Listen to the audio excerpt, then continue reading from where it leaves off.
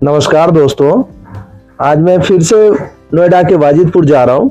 वहाँ 2 दिन पहले ही मैंने आपको पिछले वीडियो में दिखाया था कि कंप्रेसर में इशू था और स्टार्टिंग प्रॉब्लम था। जैसे ही 1 से 2 घंटा चलता है कंप्रेसर, फिर वो स्टार्ट नहीं ले पाता। तो आइए कंप्लेन में मैं दिखाता हूँ कि किस तरह से इशू हो रहा है। अभी सबसे पहले जो है ये डबल डोर फ्रिज है। डबल डोर फ्रिज का मैं टाइमर खोल रहा हूँ और टाइमर खोलने के बाद जो है इसमें कनेक्शन जो लगाया हुआ है वो मैं हटाऊंगा। जो रिले ओवरलोड है उसको निकाल के और 2 वायर जो लगी हुई है जो कनेक्टेड है इससे, उस वायर के जरिए मैं आपको दिखाता हूं कि देखिए अभी ऑन है लेकिन कंप्रेसर चल नहीं पा रहा और सप्लाई जो है इस पे आ रहा है। तो कभी भी स्टार्टिंग का इशू है तो कोई भी टेक्नीशियन अगर इस चीज से सेटिस्फाई होना चाहते हैं कि आखिर इस पे सप्लाई आ रहा है या नहीं आ रहा है, तो इसको देखने के लिए आपके पास एम्पियर मीटर होगा। एम्पियर मीटर में जो है सबसे पहले आप इसका वोल्टेज चेक करेंगे। अब देखिए अब ये दोनों मैंने हटा लिए हैं रिले और ओवरलोड। अब इन दोनों वायर की से मैं एम्पियर मीटर का जो है ये देखिए वोल्टेज प्रॉपर आ रहा है। दोनों को मैंने लगा दिया है और मैंने सबसे पहले इसमें ये दिखाने की कोशिश करी है कि देखिए वोल्टेज प्रॉपर आ रहा है, मतलब सप्लाई ठीक आ रहा है, लेकिन कंप्रेसर स्टार्ट नहीं हो रहा है। तो अभी मैं इस कंप्रेसर को जो है हटाऊंगा। मैं LG का 57 नंबर ले आया हूं कंप्रेसर। अब उसकी अनबॉक्सिंग करेंगे और उसको कैसे लगाते हैं वो आप इस वीडियो के माध्यम से देखेंगे। तो आप लोग वीडियो में बने रहिए, मैं आपको दिखाता हूं। अब कंप्रेसर निकालने के लिए मैंने टाइमर तो पहले ही अलग कर दिया था, टाइमर का जो सॉकेट था। अब ये इसका जो ब्रैकेट लगाया हुआ है वो मैं खोल रहा हूं और खोलकर अलग कर देता हूं। ये देख रहे होंगे आप, ये उस तरफ वाले मैंने दोनों स्क्रू हटा दिए हैं। अब इस स्क्रू को हटा के इस ब्रैकेट को हटा दिया और साथ ही साथ ये जो टाइमर लगाया हुआ है इसका भी सॉकेट मैंने अलग कर दिया, ये सेट। अब इसमें सबसे पहले मैं ट्यूब कटर की सहायता से पहले डिस्चार्ज पाइप काटूंगा। ये देखिए इस तरह से काटना है। नए टेक्नीशियन जो सीखना चाहते हैं फ्रिज का काम, वो मेरे इस चैनल को सब्सक्राइब कर ले। इनके पास नोटिफिकेशन जाता रहेगा और फ्रिज ही नहीं बल्कि रेफ्रिजरेशन से रिलेटेड जितने भी अप्लायंसेस है उसका काम मिलता रहेगा। साथ ही साथ वॉशिंग मशीन, माइक्रोवेव, जितने अप्लायंसेस है सभी का काम जो है वो इस पे कंप्लेने मैं अटेंड करूंगा और वो देख कर ही जो है वो सीख सकते हैं। मैं जितना भी कार्य है प्रैक्टिकली करता हूं और अधिक से अधिक लोगों को सिखाने की कोशिश करता हूं। मेरा मोटिव यही है। साथ ही साथ तो देखिए अभी जो है मैंने डिस्चार्ज पाइप काट दिया है। अब इसका जो सेक्शन पाइप है, सेक्शन पाइप समझ रहे होंगे, सेक्शन के जरिए जो है प्रेशर शक करता है, मतलब खींचता है। कंप्रेसर एक तरफ से फेंकता है जिसको कि डिस्चार्ज पाइप कहा जाता है, और दूसरा होता है सक्शन पाइप जिसके जरिए प्रेशर खींचता है। तो अभी हमने डिस्चार्ज पाइप काटा है जिसके जरिए पाइप से गैस जो है कंप्रेसर फेंकता है। डिस्चार्ज पाइप के जरिए जो है कंप्रेसर प्रेशर फेंकता है, इस चीज को आप समझेंगे। और सेक्शन पाइप से पतला होता है डिस्चार्ज पाइप, ये चीज समझ सकते हैं। अब देखिए जितने भी इसके लॉक थे वो लॉक रिमूव कर रहा हूं। पहले पाइप मैंने काटा, उसके बाद ये जितने भी लॉक हैं, इसके 4 लॉक हैं, वो लॉक्स को आपको बाहर निकालने हैं प्लास के जरिए। जहां आपका हाथ नहीं पहुंच पाता है वहां प्लास के जरिए जो है इसको निकाल लेना है। अब देखिए ये आराम से जो है निकल जाएगा आपका कंप्रेसर। ये मैंने निकाल दिया है। अब सबसे पहले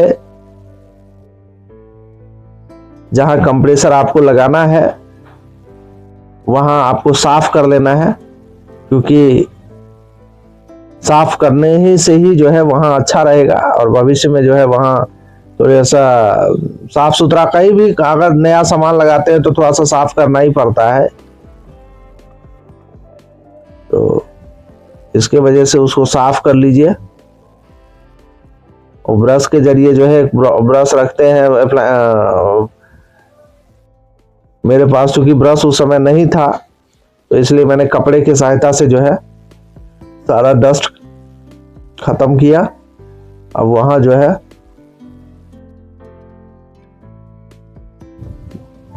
नया कंप्रेसर में लगाऊंगा।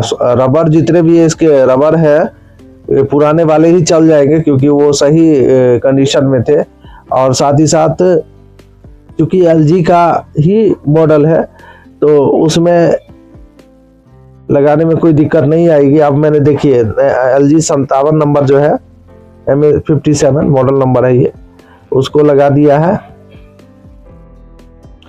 और अब इस प्लास्टिक का बॉक्स जो है वाटर, जिसमें पानी आइस डिफ्रॉस्ट होकर आता है, इसमें ही इकट्ठा होता है इस प्लास्टिक के बॉक्स में, वो हम हटा रहे हैं। इसके पीछे कारण ये है कि जो हम पाइप ब्रेजिंग करेंगे तो ये जल सकता है, नुकसान हो सकता है, तो इसलिए सबसे पहले हम जो है इस प्लास्टिक के बॉक्स को हटा रहे हैं। ये आराम से इसका स्क्रू खोल लेना है। क्योंकि कस्टमर चाह रहे थे कि हमें इसका मॉडल नंबर का जो है फोटो दे दीजिए, तो मैंने उसका फोटो कस्टमर के मोबाइल में खींच के उनको दे दिया। अब ये देखिए प्लास्टिक बॉक्स जो है, हल्का सा पाइप उठा के, ये ड्रेन पाइप है, वो जो मोटा सा आप देख रहे हैं प्लास्टिक का, ये ड्रेन पाइप है जो कनेक्टेड है, उसको आप चाहे तो हटा सकते हैं, वो हट जाएगा आसानी से। और ये देखिए अब इसमें डिस्चार्ज पाइप जो पहले से कटा हुआ है उसको आसानी से इसके मुंह के अंदर डाल देना है। अगर कहीं कहीं ये डिस्चार्ज पाइप जो है लोहे का भी होता है, क्योंकि इसमें कॉपर का है तो बड़े ही आसानी से जो है ब्रेजिंग भी हो जाएगा। अगर लोहे का होता है तो थोड़ी सी दिक्कत आती है, उसमें आपको फ्लक्स लगाना होगा, लेकिन अगर जहां कॉपर का रहता है वहां कोई फ्लक्स की जरूरत नहीं पड़ेगी, आपको आसानी से जो है ब्रेजिंग हो जाता है।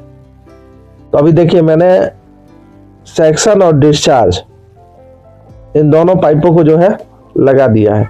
और साथ ही साथ चार्जिंग लाइन के लिए, चार्जिंग लाइन हम उस लाइन को कहते हैं जिसके अंदर से जो है, जिस पाइप के जरिए हम गैस को इसके अंदर डालते हैं।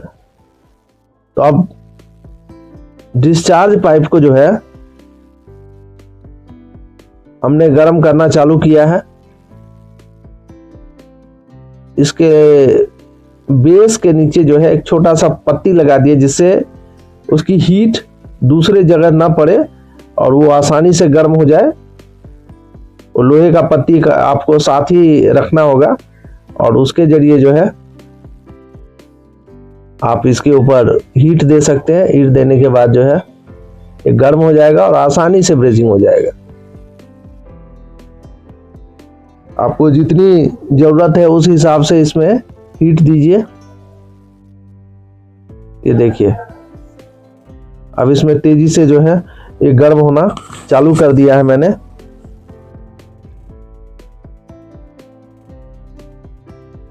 ये देखिए ये गर्म हो रहा है। अब ये मैंने ब्रेजिंग कर लिया। अब इसका जो चार्जिंग लाइन है जिसके अंदर से मैं गैस डालूंगा, कभी भी कंप्रेसर के अंदर 3 पाइप होता है, एक डिस्चार्ज पाइप होता है, एक सेक्शन पाइप होता है और दूसरा चार्जिंग पाइप होता है। तो ये देखिए तीनों पाइप को आपको ब्रेजिंग करनी होगी। जब आप गैस डालेंगे तो आपको ये तीनों पाइप को ब्रेजिंग करना होगा। ब्रेजिंग किसे कहते हैं?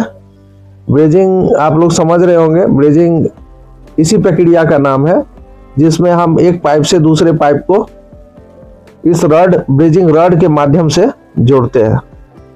तो नए टेक्नीशियन इस वीडियो के जरिए जो है बिल्कुल समझ सकते हैं, और अगर कहीं दिक्कत आती है तो आप मुझे कमेंट के माध्यम से अगर पूछेंगे तो मैं बता भी दूंगा, क्योंकि मेरा मोटिव ये है कि ज़्यादा से ज़्यादा लोग इस चीज़ को सीख कर स्वावलंबी बन सकें, अपना रोजगार कर सकें।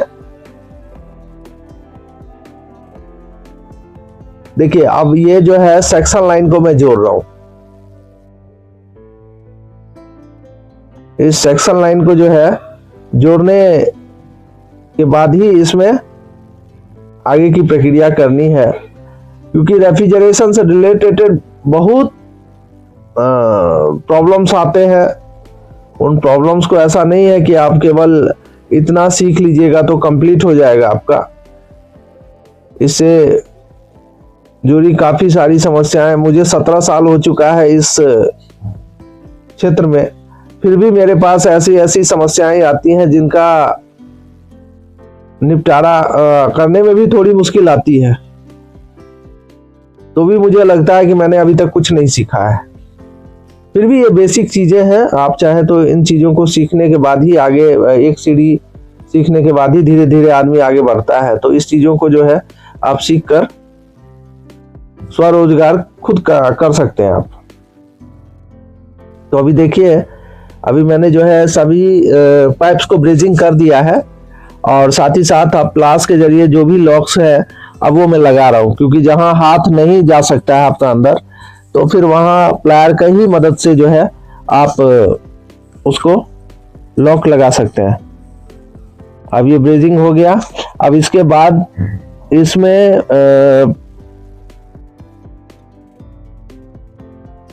मैंने फिल्टर लगाया है। फिल्टर का वीडियो वैसे बहुत आपको मैं दिखा चुका हूं, और आप लोग को आइडिया भी हो चुका है कि फिल्टर किस तरह से रिमूव किया जाता है और लगाया जाता है। तो उस पर वीडियो मैं नहीं डाल रहा हूं, क्योंकि वीडियो काफी लंबी हो जाती है। तो वीडियो को लंबी होने से बचाने के लिए, और आप लोग पहले ही देख चुके हैं, तो वो मैंने लगा दिया है। अब देखिए, इन सभी चीजों को जो है मैं कनेक्टेड कर रहा हूं। अब मैं टाइमर को जो है अपने स्थान पे उसको लगा दूंगा। उससे पहले इसका जो सॉकेट है कंप्रेसर का, वो भी लगाना होगा। अभी देखिए, मैंने इसको जो है लगा दिया है।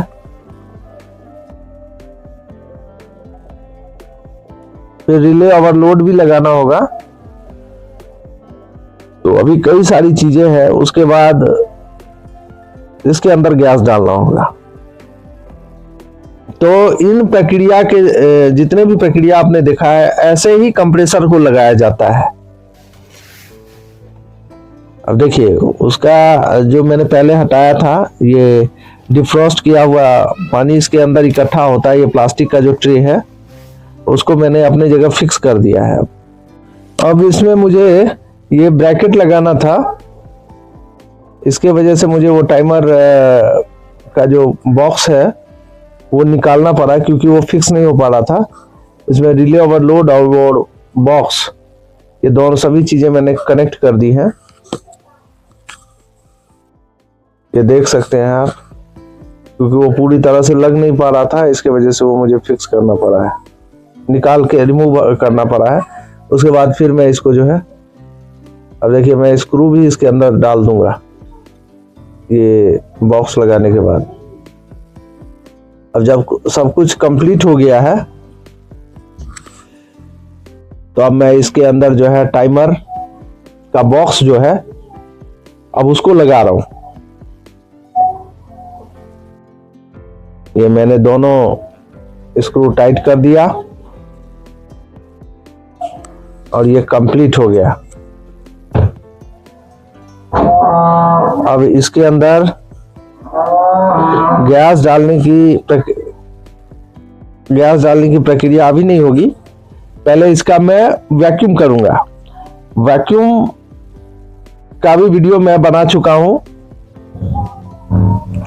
तो इसलिए जो है इसमें मैं नहीं डाल रहा, क्योंकि वीडियो काफी लंबी हो जाती। वैक्यूम करने के बाद ही इसके अंदर गैस डाला जाता है। फ्रिज में कभी भी आप अगर गैस डालेंगे तो वैक्यूम करने के बाद ही डालेंगे, तो उसकी इफिशियंसी अच्छी हो जाएगी। अब देखिए ये प्रक्रिया वैक्यूम हो चुका है। अब मैं इसके अंदर गैस डाल रहा हूं। गैस डालने के लिए सबसे पहले आपको क्या करना है कि गैस का प्रेशर खोलना है। खोलने के बाद जैसे ही खुलता है गैस बाहर जाती है। तो सबसे पहले वैक्यूम चूंकि हो चुका है, तो लाइन के अंदर जो एयर प्रेशर है उसको उड़ाने के लिए थोड़ा सा आपको उसको लूज करना होगा। जैसे ही प्रेशर बाहर आता है और लिक्विड जैसा महसूस होता है, फिर जो है आपको इसके अंदर गैस डालनी है। ये मुझे फिर से निकालना पड़ गया था क्योंकि लीकेज रह गई थी, तो उस लीकेज को रिपेयर करने के लिए वो मैंने नहीं दिखाया आपको। तो उस लीकेज के रिपेयर करने के लिए मुझे प्लास्टिक का ये बॉक्स निकालना पड़ा था, क्योंकि जल सकता है ऐसे जब मैं ब्रीजिंग करूंगा तब। और उसके बाद जो है इसमें मैं गैस डाल रहा हूं। अब देखिए इसके अंदर जो है अब मैं गैस डाल रहा हूं। जब आप 134 का यूज करते हैं तो इस चीज का ख्याल रखिए कि इसमें प्रेशर 0 से 10 के बीच होगा। 10 तक आप प्रेशर इसमें डालेंगे, 10 से ज्यादा नहीं डालिएगा, क्योंकि जब ये गर्मी पड़ेगी और हीट तो इसका प्रेशर और बढ़ेगा। उस कंडीशन में क्या होता है कि कंप्रेसर ट्रिपिंग होने लगती है और हेड प्रेशर इसका बढ़ जाता है, तो कंप्रेसर ट्रिप होने का चांसेस रहता है। तो इस चीज का ख्याल रखेंगे, 10 से ज्यादा बैक प्रेशर मत रखिएगा 134 गैस में। तो दोस्तों कैसा लगा मेरा ये ब्लॉग, आप लोग मुझे कमेंट के माध्यम से जरूर बताइएगा। साथ ही साथ अगर अच्छा लगा हो तो प्लीज चैनल को लाइक और सब्सक्राइब जरूर कर लीजिएगा। मैं आप लोगों के लिए ऐसे ही वीडियो बनाता रहूंगा और दिखाता रहूंगा। अगर किसी तरह की दिक्कत आती है किसी टेक्नीशियन भाई को, तो वो मेरे इस चैनल के माध्यम से, फेसबुक या फिर यूट्यूब के माध्यम से पूछ सकते हैं, मैं जरूर बताऊंगा। अभी देखिए मैं गैस इसमें धीरे धीरे डाल रहा हूं, क्योंकि अचानक से गैस नहीं डालनी है, धीरे धीरे ही गैस डालना है, जिससे सही प्रेशर आ सके। और मैं आपको दिखाऊंगा अभी कि देखिए 10 प्रेशर जो है डालने के बाद कूलिंग परफेक्ट होने लगा था। वैसे जैसे जैसे आप गैस डालेंगे तो इसका पाइप, डिस्चार्ज पाइप जो है गर्म होना चालू हो जाएगा, और उसी से आपको अंदाजा होता चला जाएगा कि इसमें आप कितनी गैस डालेगी। वो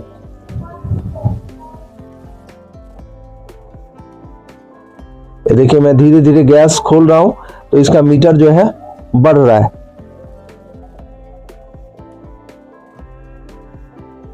जैसे जैसे आप गैस खोलेंगे इसका मीटर बढ़ेगा और फिर वो धीरे धीरे ड्रॉप करना चालू हो जाएगा।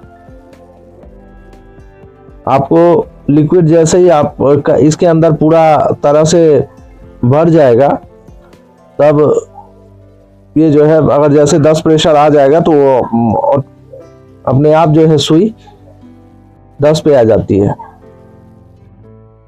ये मैं बता रहा हूं आपको कि 0 से उठना वो चालू हो जाता है। अब देखिए मैंने फिर खोला, क्योंकि गैस अब थोड़ी सी और जानी थी।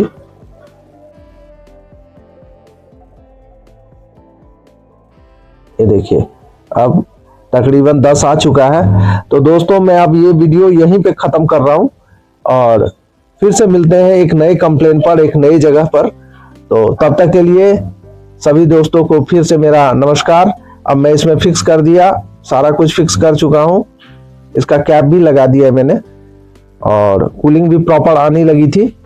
तो फिर से मिलते हैं एक नए वीडियो में, तब तक के लिए सभी दोस्तों को नमस्कार।